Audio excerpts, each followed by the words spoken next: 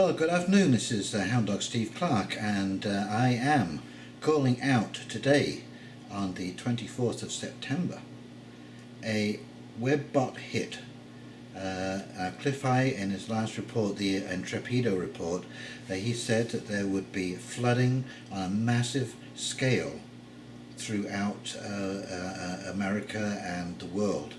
And of course we have seen incredible flooding from Hurricane Irma, Hurricane Maria and Hurricane Jose. Texas was flooded out, Houston, massive evacuation going on down there. The Florida Keys have been flooded out. Miami, in fact this hurricane went right up the center. This Hurricane Irma went right up the center of Florida. Loss of power, possibly weeks before people can get power restored. But the worst hit are the islands, Bermuda, Jamaica, and Puerto Rico. Now Puerto Rico now has a dam, and I'm going to cut to you a little piece right now, and you can take a look at that, and it's also a list of the dams in North America. This is USA Today, and it's the 23rd of September 2017. Threat of imminent dam collapse in Puerto Rico triggers evacuation of 70,000 residents. And I don't think I can pronounce that. Guatachaca Dam in Puerto Rico is an earthen dam, and it is ready to burst its banks. It was built we see 1927, and it was last inspected in 2013. So it is, as I say, an earthen dam, and it has a crack, so it will be collapsing. This is not a maybe or an if question, it is a when question.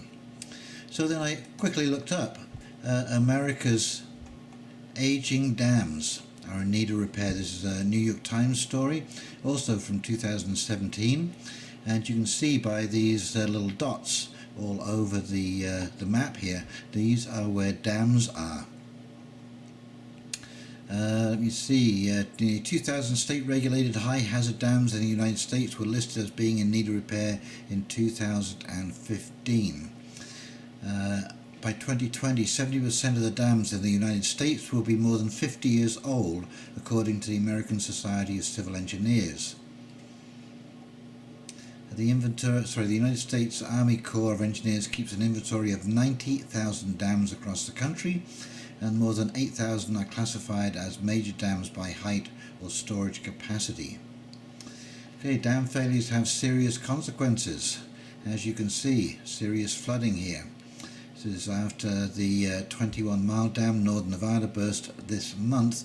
Floods forced delays or rerouting of more than a dozen freight and passenger trains on a main rail. So we can expect more of this to come in the future, no doubt. Thank you very much. Clif High. Okay, so 70,000 people are going to be evacuated, and it's not an if question, it is a when question. There are many earthen dams in North America, and an awful lot of them are getting, 70% of them will be reaching 50 years old by 2020. And so earthen dams are basically just a mound of dirt. The Oroville Dam is an earthen dam, and it's basically a mound of gravel, rock and dirt covered over with concrete. Okay, and of course, as you know, water will find a way wherever it is, and so it is particularly dangerous to have these dams in a state of low maintenance. Now I don't know whether America is going to be able to find the money to do the maintenance and the upgrading that these dams need, because huge amounts of money are going to be required. And the same thing has gone on in Canada. People in charge have been blissfully unaware of this aging infrastructure taking it for granted that roads are going to be there, that bridges are going to be there, that dams are going to continue, that power stations are going to continue on, nuclear power plants are going to continue on forever without any serious maintenance, or if they do require maintenance, that those in charge are taking care of that. Well, when we look at the problems that we had earlier this year with the Oroville Dam, and now in Puerto Rico, and of course the Nevada Dam, same thing. Now it was a low risk earthen dam, but however, it cut off a major rail route. So this is an interruption in shipping of goods, and how are you going to move that pressure from that rail line to another kind of transportation? We live in a just-in-time society, so these trucks are rolling, these trains are rolling all the time. This is like a moving storage unit. Okay, so when you have a major rail line interrupted, even by low-level flooding, you can cause major delays in manufacturing, in retail, all of this kind of stuff. So these things are never isolated. There's many knock-on events that come out of all of these, maybe what on the surface might seem like a minor event. That dam that's going to break in Puerto Rico, well, it's only 70,000 people, but that's still an awful lot of people for a small island to absorb. Who's going to pay for those homes that are gone? Whose responsibility was it? Who's holding liability? Will the insurance cover it? Did they have insurance? Could they get insurance? There's all kinds of questions that you have to ask, because insurance companies are pretty diligent, and so they go out there and they know when you're in a high risk area and when you're not in a high risk area, if you're in a floodplain, and they're in the business of assessing risk.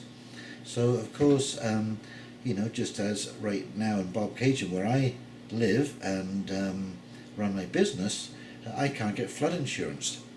The only way I can be covered for any kind of water damage is if it comes from the inside of the building. Broken line, something like that, backs up through the sewer line, some kind of thing like that would basically cover my insurance. But other than that, if it comes in through the door, which is the most likely event, I'm not going to get covered. And another WebBot hit is the wacky weather. And he said the weather would be polarized. You'd see wet in one place, dry in another, hot in yet another place, and cold in another. And so whilst all of these people are flooding out south of the border along the coastline, where I am, we are absolutely sweltering. We are back into the dog days of summer. This is so unusual weather for September, the last week in September. It really is like we've gone back into August. I went down to a festival today. It was 32 degrees actual temperature, but with the humidex pushed that up to 40 degrees, okay, because we're quite humid in Ontario. This is basically, I think we broke records. This weekend we broke records with the hot weather and no rain. And still no rain. We've got about 2 more weeks. I've looked in the weather report. There's a 40% chance of a few showers on Wednesday, but that is it. The temperature does drop a little bit, but we're still into the spectacular temperatures right into October. And although I'm enjoying this weather, don't get me wrong, I think it's just fantastic. There's part of my my mind is going, this is not right. This is not right at all. We should be getting cooler now. We should be moving into fall. And another thing is the trees around here. Rather than changing colour, there are some who've changed colour, but the vast majority of them, basically the leaves are just crinkling up, turning brown at the edges, crinkling up and falling off, and that's it.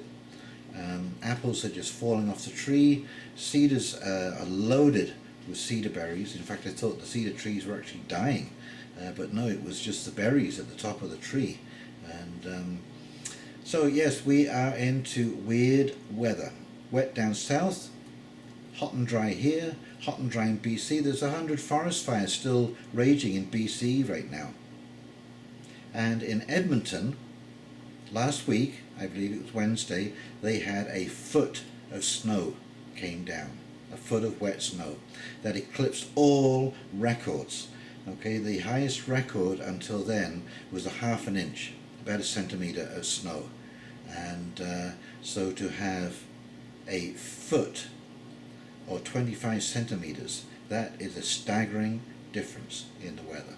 And it's these extremes of temperature and weather changes that's going to make it so difficult for farmers to farm, gardeners to garden, and right now I am building myself a greenhouse because I need to control the seasons a little bit more than they have been in the normal scheme of things, because that's one of the things that really I have been noticing is the shift in seasons. We're sort of moving, fall is moving further and further into the winter, and spring is moving further and further into the summer. So you really need something as a buffer zone to ensure that you're going to be able to get good vegetables on a regular basis. So this is a WebBot hit 100%, and it's in the timeline that Clif said that it would be happening, and I am so sorry that Clif is no longer doing the Alta reports, but I will still be bringing you reports of WebBot hits as and when I see them take place. So please like and subscribe if you enjoyed this video, and click on that little bell by the subscribe button so you'll continue to get all of my updates, and we'll talk to you real soon. This is Hound Dog Steve signing off and wishing you a great week.